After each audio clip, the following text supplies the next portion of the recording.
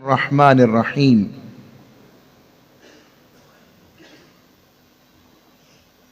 قال اللہ تبارک و تعالی فی القرآن المجید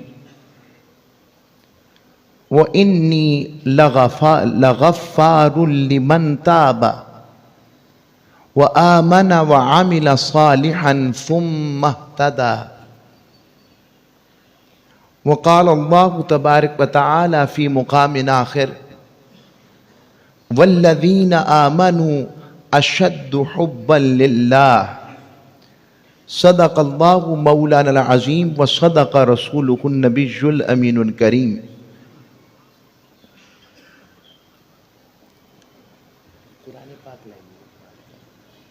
موبائل والا دے دو۔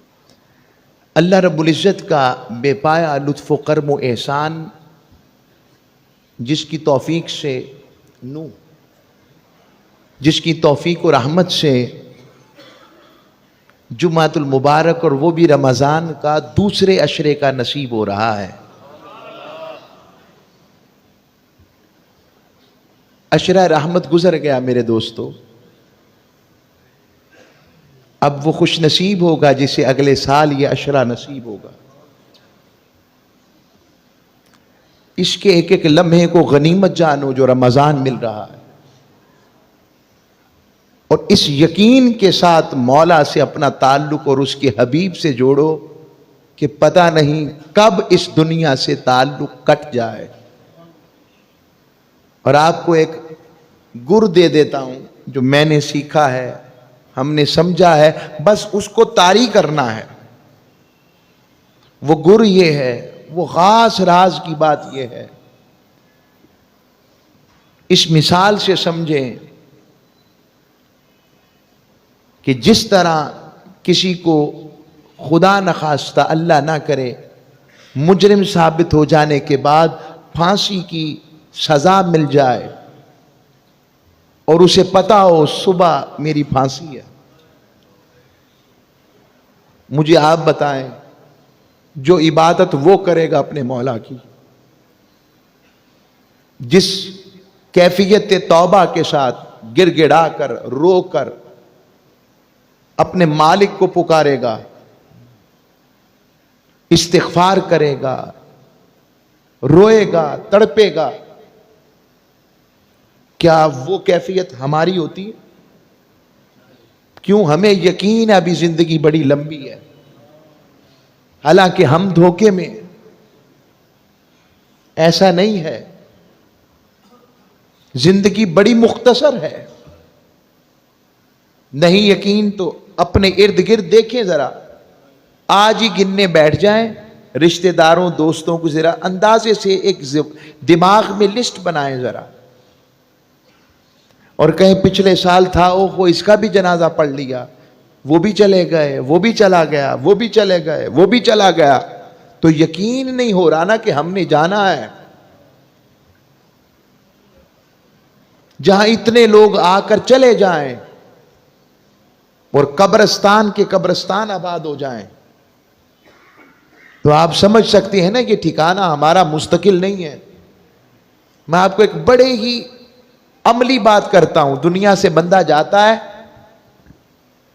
اس کے لواحقین کو یوں کوئی سامان دیتا ہے، یہ اس کا پرس ہے، یہ اس کی چابیاں ہیں گاڑی کی، یہ اس کی سیف کی چابیاں ہیں، بس اب آپ یہ سنبھالیں، اور وہ خالی آج جا رہا ہے، اس کی اربوں کی جائیداد ہے، کہا نہیں خالی آج جا رہا ہے، خالی جا رہا ہے۔ یہ جو طلب ہے، یہ جو عقیدہ ہے، جو عقیدہ آخرت ہے، جو قبر کی تیاری کی فکر ہے، یہ رمضان میں ہی ممکن ہے، جب شیطان بھی قید ہو جائے، جب رب دوزخ کے دروازے بھی بند کر دے، جنت کے دروازے بھی کھول دے، اور پھر اس کی لوٹ سیل کی آواز بھی لگے، آؤ میری رحمت کو لوٹ لو، اور پھر بھی ہم نہ لوٹ سکیں، ہم اپنی خالی جھولیاں نہ بھر سکیں، ہمیں اس کی بارگاہ میں رونا نصیب نہ ہو، یہ دل اصل میں زنگ آلود ہو گئے۔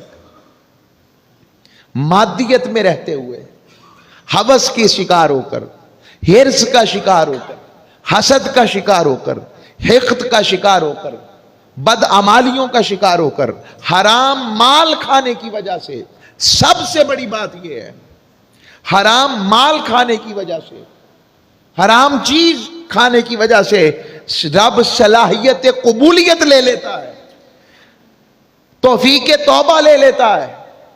بندہ سمجھتا ہے میں بہت آگے جا رہا ہوں، مگر وہ سمجھ نہیں رہا ہوتا، وہ جتنا دنیا میں آگے جا رہا ہے اتنا ہی اپنے مولا سے دور جا رہا ہے۔ آج فکر کریں، قرآن کہتا ہے، یہ جلد کس کی ہے بتائیں مجھے؟ ہماری ہے نا؟ یہ جسم کے اعضاء کس کے ہیں؟ ہمارے ہیں۔ قرآن کہتا ہے الیوم نختم علی افواہہم، سب سے پہلے رب اس زبان پر مور لگا دے گا، اور اس کے ہاتھ پاؤں جسم، اور ایک قرآن کی آیت کے معنی میں اس کی جلد گواہی دے گی کہ یہ میرے ساتھ کیا کچھ کرتا رہا ہے۔ انسان بے بس ہو کر کہے گا تو میرا جسم تھا، کہا نہیں، جسے تو اپنا جسم سمجھ بیٹھا تھا اصل میں اس کا خالق اور ہے، اس کا مالک اور ہے۔ آج ہماری فکر ختم ہو گئی ہے۔ میں اپنے آپ کو اور ہم سب کو جھنجھوڑنا چاہتا ہوں، جوانوں آؤ اس کی طرف چلیں۔ آج کا میرا موضوع بھی اللہ کی محبت میں اللہ کی مغفرت کے حوالے سے ہے۔ یہ عشرہ مغفرت ہے۔ مالداروں سے کہوں گا جن کو اللہ نے صاحب ثروت کیا ہے، میں کہتا رہوں گا، ان سے کہوں گا اپنے مال کی زنبیل کھولیں، اپنے مال میں سے اس کو قرض حسنہ دیں، اس کو۔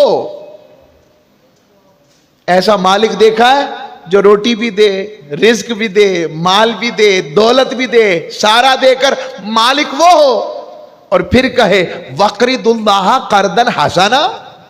ہے کوئی جو اللہ کو قرض حسنہ دے دے؟ آؤ اس کی طرف۔ میں نے قرآن مجید فرقان حمید کی آیت پڑھی، اللہ کریم کی جو صفت غفاریت ہے، شان غفاریت ہے، شان مغفرت ہے، شان بخشش ہے، اور ہمارا اس کی جانب استغفار کرنا ہے، اس کی جانب مغفرت طلب کرنا ہے، بخشش طلب کرنا ہے۔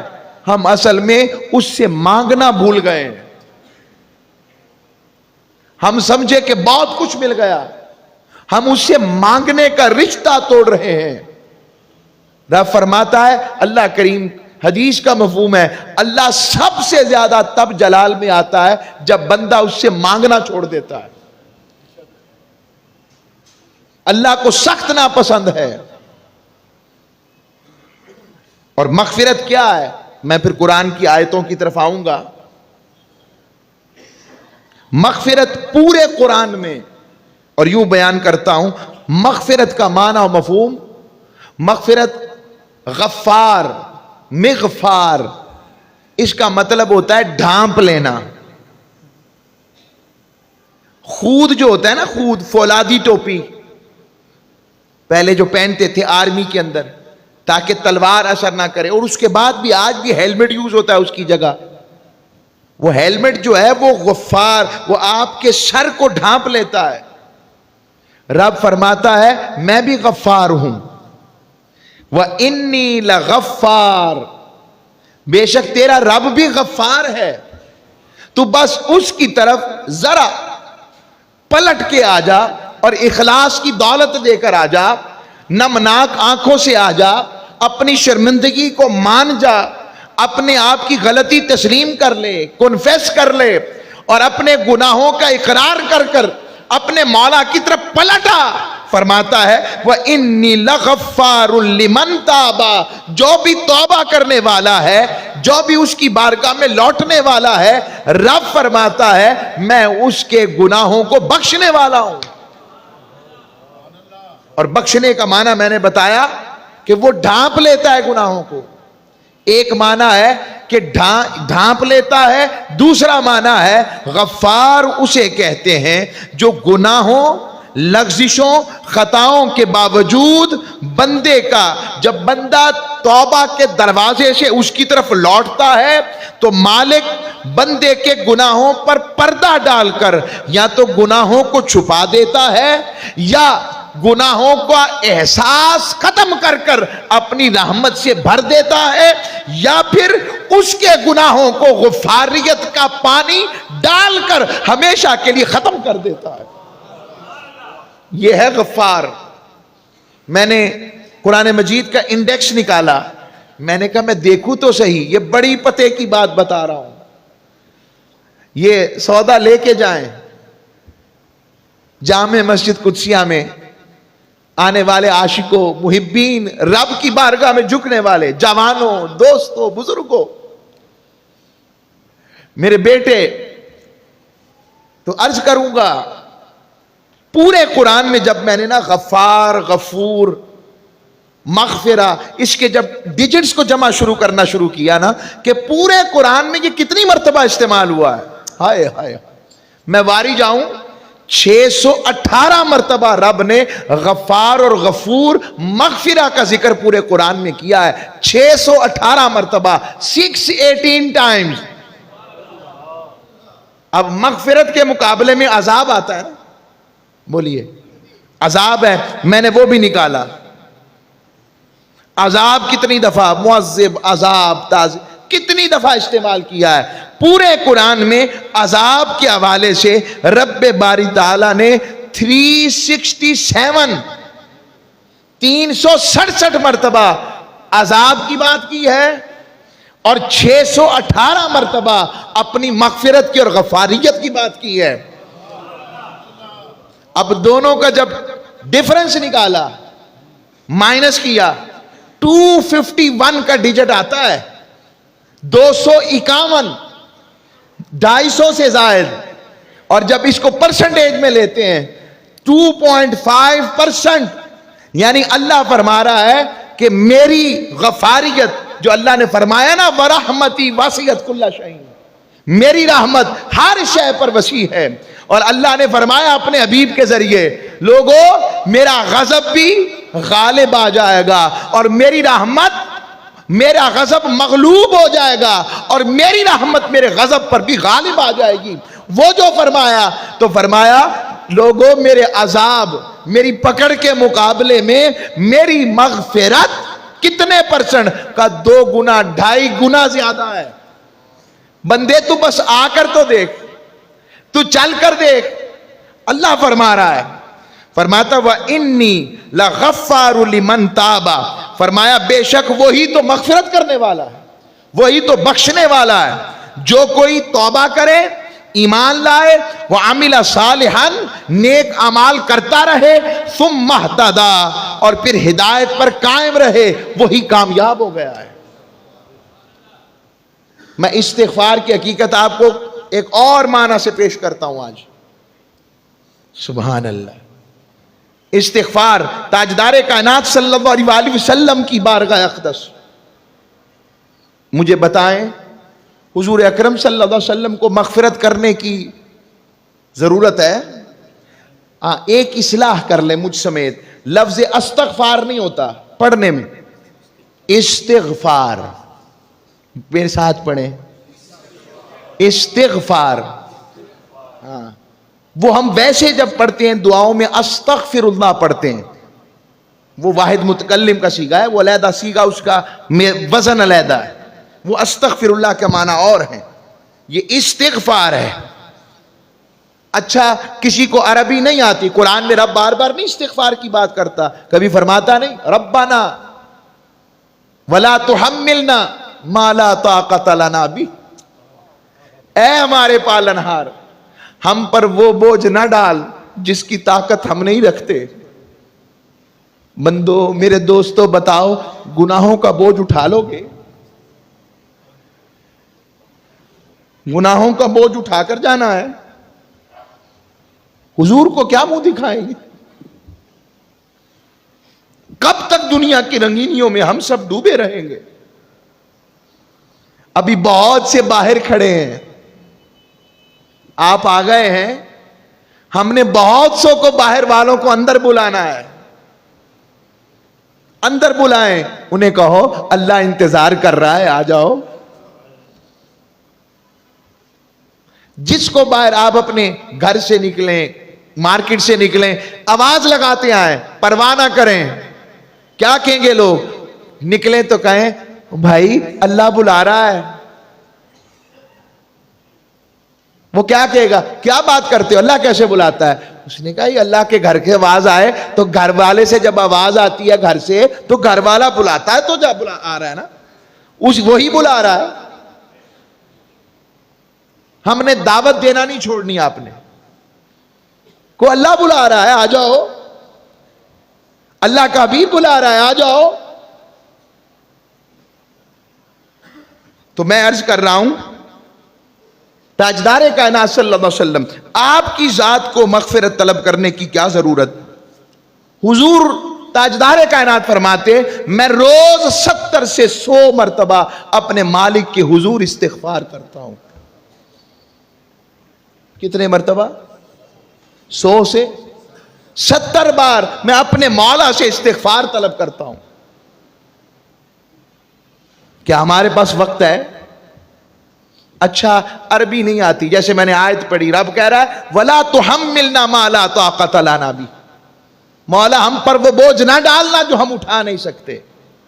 وَاعْفُ عَنَّا، مولا معاف کر دے، ہمیں معاف کر دے۔ کہ قرآن کس طرح سے سکھا رہا ہے، مولا ہمیں معاف کر دے۔ وَاغْفِرْ لَنَا، مولا پھر مغفرت بھی کر دے۔ پھر فرماتا ہے وَارْحَمْنَا، مولا پھر ہم پر رحمت بھی کر دے۔ رَبَّنَا وَلَا تُحَمِّلْنَا مَا لَا طَاقَةَ لَنَا بِهِ وَاعْفُ عَنَّا وَاغْفِرْ لَنَا وَارْحَمْنَا أَنْتَ مَوْلَانَا، میرا مولا تو تو ہی ہے، مولا ہمارا الہ تو تو ہی ہے میرے مالک، ہمارا مالک تو تو ہی ہے میرے مالک۔ فَانْصُرْنَا عَلَى الْقَوْمِ الْكَافِرِينَ، مولا کافر قوم پر ہمیں مالک فتح یاب کر دے، مدد کر دے۔ پھر فرماتا ہے، پھر قرآن میں کہتا ہے ربنا فاغفر لنا ذنوبنا، اے ہمارے رب ہمیں بخش دے، ہمارے گناہوں کو بخش دے۔ وَكَفِّرْ عَنَّا سَيِّئَاتِنَا، اور صرف بخش نہ دے، ہمارے گناہوں کو ہم سے دور بھی کر دے، مٹا دے۔ یہ قرآن ہے، یہ قرآن پکار پکار کر ہمیں سکھا رہا ہے۔ اور اسی آیت میں آخر پر جو میں اکثر آیت پڑھتا ہوں، اللہ فرماتا ہے، اب جس کو جو جگہ مل جائے وہاں بٹھا دے، وہیں پر پھر ڈسٹربنس ہوتی ہے، معذرت چاہتا ہوں ہاتھ جوڑ کر، پھر لفظ تو برا نہیں منانا۔ فرمایا ربنا، اے ہمارے رب، اے پالنہار، آتینا ما وعدتنا، ہمیں وہ وعدوں کی صورت میں رحمت دینا، ما وعدتنا علی رسولک، جس کا وعدہ تو نے اپنے رسولوں سے کیا تھا۔ اور اگلا جملہ چیخ نکال دیتا ہے، اگلا جملہ قرآن کا ہلاتا ہے، کہتا ہے اے اجڑی روحوں والو، ذرا دیکھو تو صحیح میں نے اپنے محبوب سے کیسے کیسے وعدے کر لیے تمہارے لیے، اور میرے محبوب نے کتنا تمہارے لیے مجھے منایا ہے۔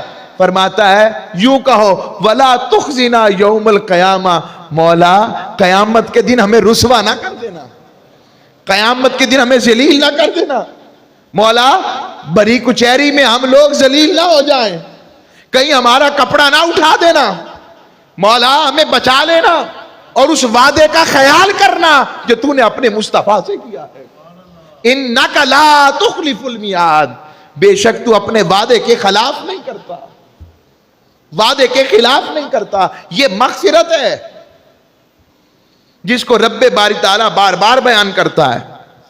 پھر فرماتا ہے آگے چل کر، پھر فرماتا ہے إِلَّا مَنْ تَابَ وَآمَنَ وَعَمِلَ عَمَلًا صَالِحًا فَأُولَئِكَ يُبَدِّلُ اللَّهُ سَيِّئَاتِهِمْ حَسَنَاتٍ، وَكَانَ اللَّهُ غَفُورًا رَحِيمًا. بندے تو بس میری طرف آنے والا بن، میری طرف چلنے والا، میرے لیے کبھی استغفار میری بارگاہ میں اپنے لیے طلب کرنے والا بن، مانگنے والا بن، بھکاری بن، سوالی بن، اور سوالی بن کر میری بارگاہ میں چھپ جا. ندامت کا احساس کر، تیرا گڑ گڑانا، تیرا رونا، تیرا تڑپنا، میری بارگاہ میں رو پڑنا، اپنے گناہوں کا اعتراف کر لینا. رب فرماتا ہے جو توبہ کر لے، ایمان لے آئے، اعمال صالح کر لے، فَأُولَئِكَ، پھر میں ایسا کروں گا تو گناہوں سے پریشان نہ ہو. تیرا اخلاص دیکھتے ہوئے میری رحمت کے لیے کوئی مشکل نہیں، میں تیرے گناہوں کو ہی نیکیوں میں بدل دوں گا.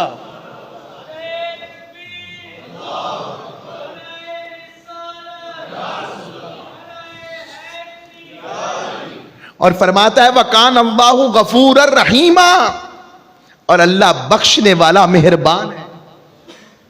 یہ قرآن رب باری تعالی بار بار بات بیان کر رہا ہے. اچھا، ہم چاہتے ہیں کہ ہماری دنیا بھی اچھی رہے، بولیے دعا کرتے ہیں نا. چاہتے ہیں کہ رزق کشادہ رہے، چاہتے ہیں کہ نعمتیں ملتی رہیں. اس کے لیے سب سے پہلے ہماری اس قوم کو اجتماعی توبہ کی ضرورت ہے. ہیرا پھیری چھوڑ دیں، ہم ملاوٹ چھوڑ دیں. رمضان رب کا مہینہ ہے نا، بولیے ہم نے اسے منافع کا مہینہ رکھا ہوا. منافع ایک حد تک ہوتا ہے، میں کہوں گا بلیک مارکیٹنگ کا مہینہ رکھ لیا. پھل کہاں چلا گیا؟ سوچا کبھی انہوں نے کہ وہ بندہ جس کی دہاڑی ہی 1,000-1,200 روپیہ ہے، وہ اپنے بچوں کے لیے اس روزہ رکھے تو پھل کیسے لے کر دے گا؟ کبھی باپ بن کے سوچا کہ جس کے بچے کبھی ضد کرے ابو جی پھل کھانا ہے، کیا عالم ہو جائے گا؟ وہ سبزی میں 1,200 روپے بھی زیادہ بتا رہا ہوں، مجھے پتا ہے اس سے بھی کم ہے. ٹوٹل اماؤنٹ ہی 20-25 ہزار کماتا ہے بس. تاجدار کائنات صلی اللہ علیہ وسلم کی اگر امتی ہیں، ہمیں احساس والا ہونا پڑے گا. قرآن کہتا ہے وَأَنِ اسْتَغْفِرُوا رَبَّكُمْ ثُمَّ تُوبُوا إِلَيْهِ يُمَتِّعْكُمْ مَتَاعًا حَسَنًا إِلَىٰ أَجَلٍ مُّسَمًّى وَيُؤْتِي كُلَّ ذِي فَضْلٍ فَضْلًا. فرماتا ہے تم اپنے رب سے مغفرت طلب کرو، پھر سب مل کر اس کے حضور توبہ کرو، سب مل کر اس سے توبہ کرو. جب تم توبہ اور استغفار کرو گے، اللہ فرماتا ہے میں تمہیں بڑی اچھی متاع سے لطف اندوز کر دوں گا، تمہارے لیے دروازے کھول دوں گا، تمہارے لیے رزق کے دروازے کھول دوں گا، تمہارے لیے رحمت کے دروازے کھول دوں گا، سہولیات کے دروازے کھول دوں گا، کرم کے دروازے کھول دوں گا، دنیاوی کامیابیوں کے دروازے کھول دوں گا. بس تم اپنے مولا کی طرف توبہ کرنے والے بن جاؤ، استغفار کرنے والے بن جاؤ، اور ہر فضیلت والے کو اللہ اس کی فضیلت کی جزا دے گا. یہ قرآن ہے لوگوں، جو رب باری تعالیٰ ہمیں بار بار بتا رہا ہے. اب میں آپ کو سورہ نوح کے حوالے سے بات پیش کرتا ہوں. حضرت مولا علی المرتضی شیر خدا، آپ کے پاس ایک بندہ حاضر ہوا اور آ کر کہنے لگا کہ میں بڑا گناہگار ہوں، تو کیا کروں؟ آپ نے فرمایا استغفار کی کثرت کر. کس کی؟ استغفار کی کثرت کر. ایک اور شخص آیا، کہنے لگا جی قحط پڑ گیا ہے، قحط سالی ہے، بھوکے مر گئے، کیا کریں؟ کوئی وظیفہ بتائیں. فرمایا استغفار کی کثرت کر. تیسرا شخص آیا، کہنے لگا مالی تنگی ہے، کیا کریں؟ فرمایا استغفار کر. چوتھا شخص آیا، کہا بے اولاد ہوں، فرمایا استغفار کی کثرت کر. پانچواں شخص آیا، کہنے لگا حضور باغ اجڑ گئے ہیں، پھل نہیں دیتے، فرمایا استغفار کر۔ چھٹا شخص آیا، کہنے لگا حضور نہریں سوکھ گئی ہیں، پانی نہیں دیتی، چلتا نہیں پانی ان میں، سیراب نہیں ہماری زمینیں، فرمایا استغفار کر۔ 6 بندے آئے، 6 کا وظیفہ ایک ہی بتایا، استغفار کر۔ 7 آپ کے مصاحبین بیٹھے تھے مولا علی کے ساتھ، آپ کے وزراء، آپ کے مشیران، آپ سے محبت کرنے والے تلامذہ، شاگرد، پیارے محبین، کہنے لگے امیر المومنین آج ماجرا سمجھ نہیں لگا، ایک ہی دوائی سے 6 بندوں کا علاج؟ یعنی گناہگار آیا تو استغفار سمجھ لگتی ہے، قحط آیا تو استغفار، مال کم ہو گیا تو استغفار، اولاد نہیں تو استغفار، وہ باغ نہیں تو استغفار، نہر نہیں چل رہی تو استغفار، معاملہ کیا ہے؟ فرمانے لگے میں نے کوئی اپنی مرضی سے بات نہیں کی، میں نے تو قرآن بتایا ہے۔ فرمایا قرآن بتایا ہے؟ ہماری بھی توجہ ذرا دلوائیے نا قرآن کے اس حصے کی طرف۔ آپ نے سورہ نوح کی آیت پڑھی، فرمایا رب فرماتا ہے فَقُلْتُ اسْتَغْفِرُوا رَبَّكُمْ، بس تم نے کہا کہ بس میں نے کہا کہ اپنے رب سے استغفار کر، إِنَّهُ كَانَ غَفَّارًا، بے شک وہی بخشنے والا ہے، یعنی گناہوں سے توبہ کر، وہ تجھے اپنی بخشش سے مالا مال کر دے گا۔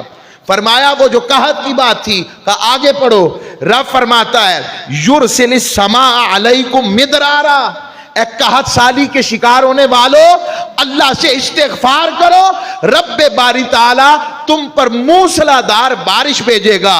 فرمایا مال کی تنگی کا اس سے آگے پڑھ، فرمایا وَيُمْدِدْكُمْ بِأَمْوَالٍ، ارے بندے جو معاشی تنگی کا شکار ہے استغفار پڑھ، میں تیرا مال بڑھا دوں گا، بے اولاد کا وابانین میں تیری اولاد بڑھا دوں گا، وَيَجْعَلْ لَكُمْ جَنَّاتٍ تیرے باغ ہرے بھرے کر دوں گا، يَجْعَلْ لَكُمْ أَنْهَارًا اور تیرے لیے نہریں رواں کر دوں گا، بس تو استغفار کی طلب والا بن جا، استغفار کرنے والا بن جا۔ پتہ لگا استغفار کتنا بڑا وظیفہ ہے، ہم اسے معمولی سمجھ بیٹھے، ہم سمجھے بس استغفر اللہ پڑھ لیا کافی، نہیں، ارے زبان عربی سمجھ نہیں لگتی، تاجدار کائنات کے لفظوں کو پانا پیاری بات ہے، لیکن اب اگر سب عربی بھی نہیں پڑھ سکتے، مولا سے معافی تو مانگ سکتے ہیں نا، ہم عربی نہیں جانتے، وہ تو ہر زبان جانتا ہے، چلیں یوں لے لیں، اس کے لیے دل سے رونا، دل سے طلب کرنا، دل سے طلب جانا، اخلاص کی نیت کر لینا، استغفار کی نیت کر لینا، وہ تو ہم جانتے ہیں کہ نہیں جانتے؟ آئیں آج یہ مغفرت کا عشرہ ہے، پتہ نہیں زندگی کا کیا بھروسہ،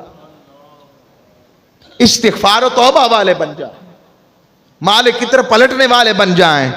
اللہ فرماتا ہے مجھے اس پر مسئلہ نہیں کہ بندہ گناہ کرے، وہ گناہ کرنا ہے غلط، مگر فرماتا ہے اس سے بڑی ظلم کی بات یہ ہے فَمَن لَّمْ يَتُبْ، جو توبہ نہیں کرتا، استغفار نہیں کرتا، فَأُولَئِكَ هُمُ الظَّالِمُونَ، رب کہتا ہے اصل ظالم وہ ہے جو میری طرف پلٹتا نہیں، جو میری طرف آتا نہیں، اور جو اس کی طرف آ جاتے ہیں رب ان سے کیسا پیار کرتا ہے، رب ان سے کیسی محبت کرتا ہے، رب ان سے کیسی چاہت کرتا ہے۔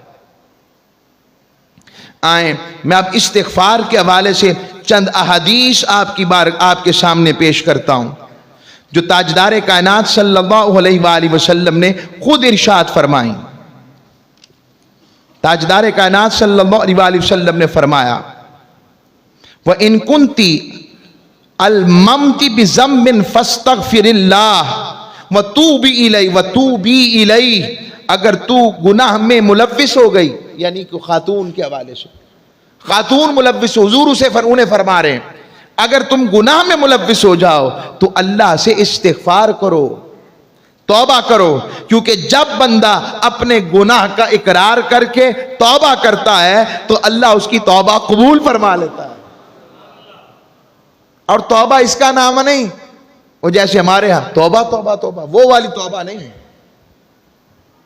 وہ توبہ جس سے دل جھک جائے، سر جھک جائے، مولا بھول ہو گئی، مولا بٹک گیا تھا، مولا بس رہ گیا تھا، مگر آیا تو تیری بارگاہ میں ہوں، پلٹ آیا ہوں، یہ دل کا نام ہے۔ پھر حضور نے فرمایا اگر غموں سے نجات چاہتے ہو، فرمایا من لازم الاستغفار جعل اللہ من ضیق مخرجا ومن کل ہم فرجا ورزقہ من حیث لا یحتسب۔ وہ جو میں نے آپ کو مولا علی کی بات بتائی، اب قرآن کی تفسیر حضور کی حدیث سے لیں۔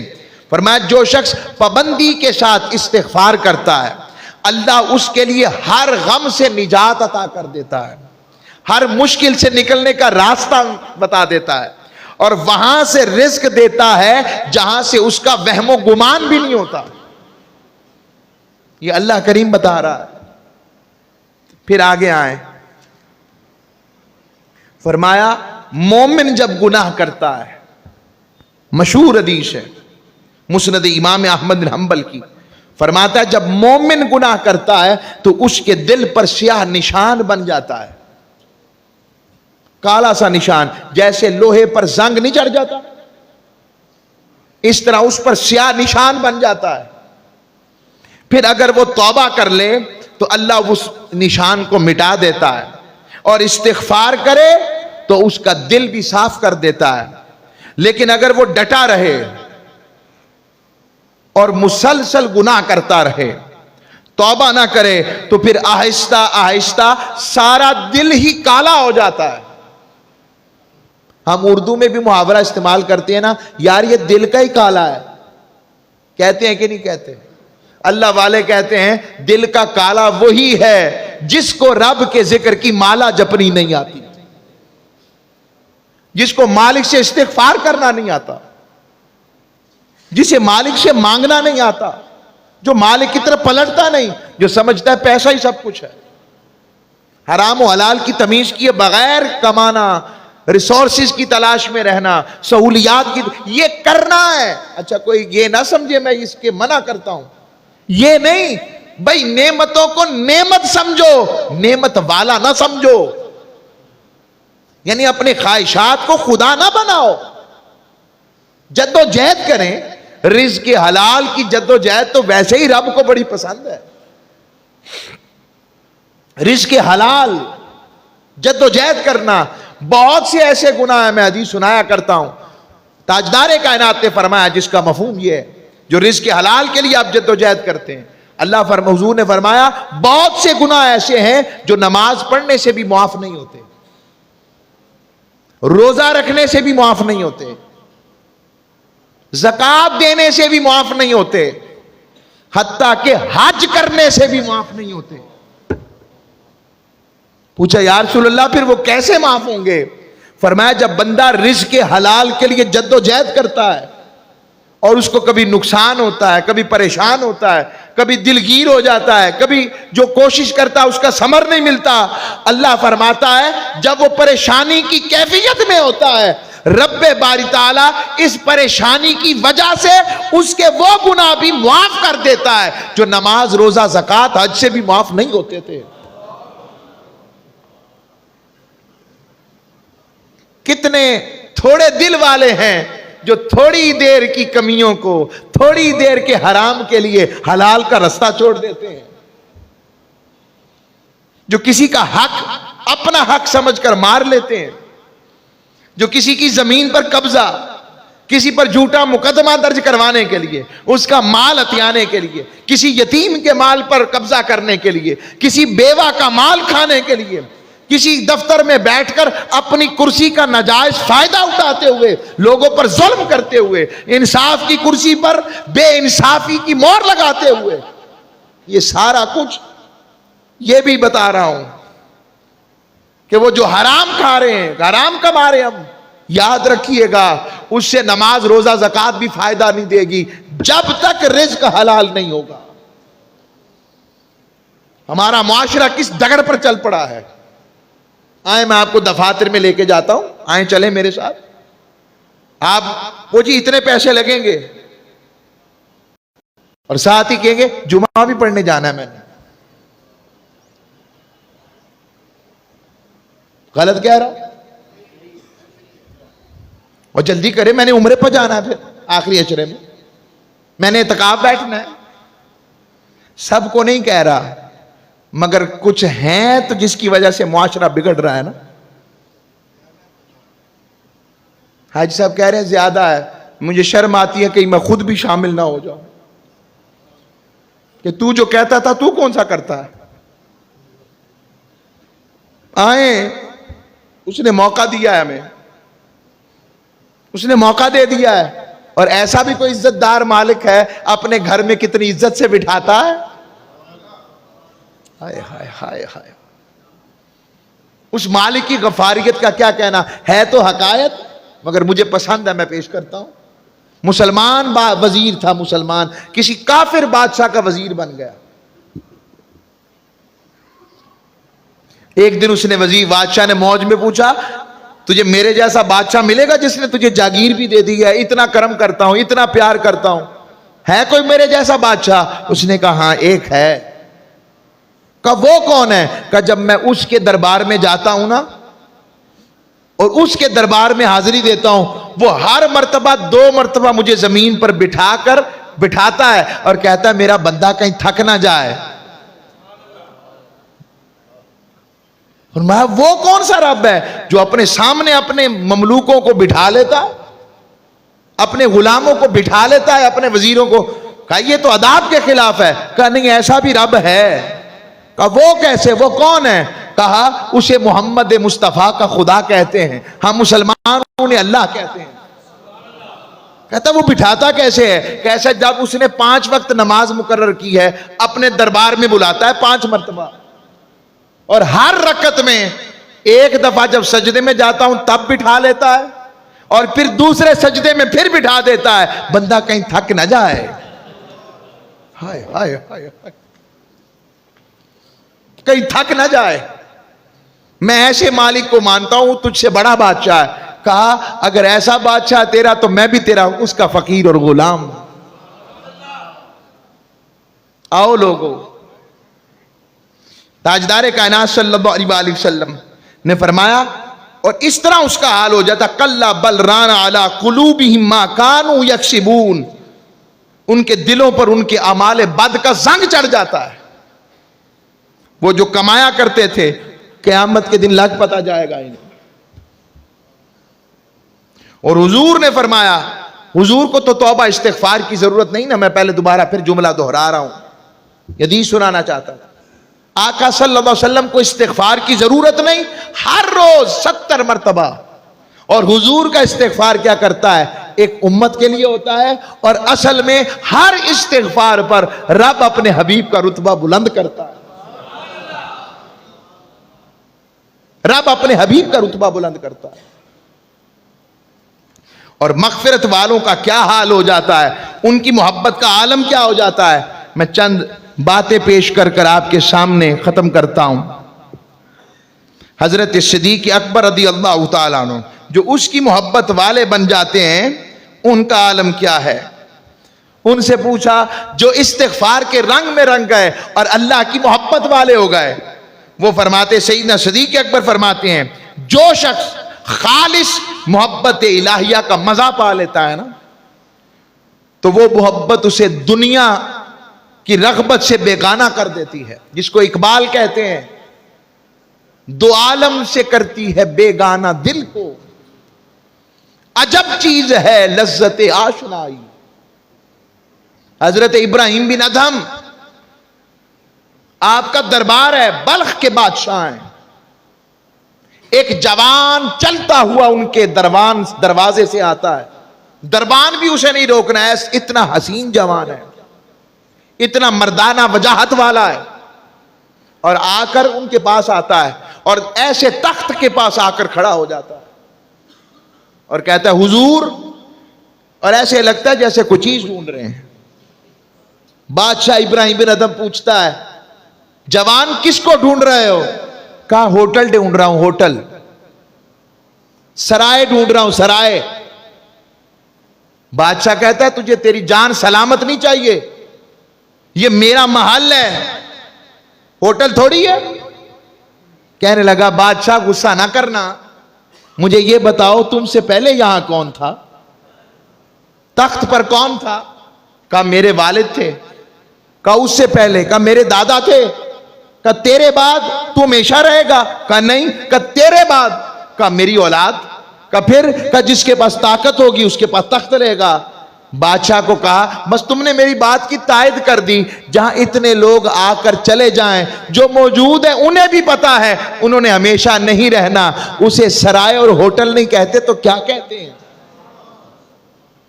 بس دل کی کایا پلٹ گئی۔ پوچھا تو کون ہے؟ بتایا گیا خضر آئے ہیں، تربیت دینے آئے ہیں۔ دل بدل گیا، وہی ابراہیم بن ادھم دریائے فرات کے کونے پر بیٹھے ہیں۔ میں بتانا چاہتا ہوں، کچھ ذہنوں میں یہ بھی ڈالا جاتا ہے کہ یہ بزرگوں کی باتیں، میں بتا رہا ہوں یہی تو بزرگ ہیں جن کی وجہ سے دین پہنچا ہے۔ بس اختتام کر رہا ہوں۔ اسی طرح آخری بات اس کے ساتھ جوڑ کر استغفار کی حقیقت دینا چاہتا ہوں۔ وہ حضرت ابراہیم بن ادھم دریا دجلہ کے کنارے بیٹھے۔ ارے کوئی مانے نہ مانے، عشق والے مانتے ہیں۔ کوئی مانتا ہے کہ 309 سال تک کوئی غار میں پڑا رہے، اور 309 سال تک نہ کپڑے پھٹے نہ جسم پھٹے؟ ارے وہ تو وہ رہیں، ان کی وجہ سے ان کا ایک کتا بھی ان کے دروازے کی چوکھٹ پر 309 سال تک تر و تازہ رہے۔ 309 سال تک، اور وہ اٹھے تو تر و تازہ ہوں۔ اصحاب کہف کو مانتے ہو کہ نہیں؟ اگر اصحاب عیسوی یعنی حضرت عیسیٰ کی امت کے اولیاء ایسے ہو سکتے ہیں، تو جو تاجدار کائنات کی امت کے اولیاء ہوں۔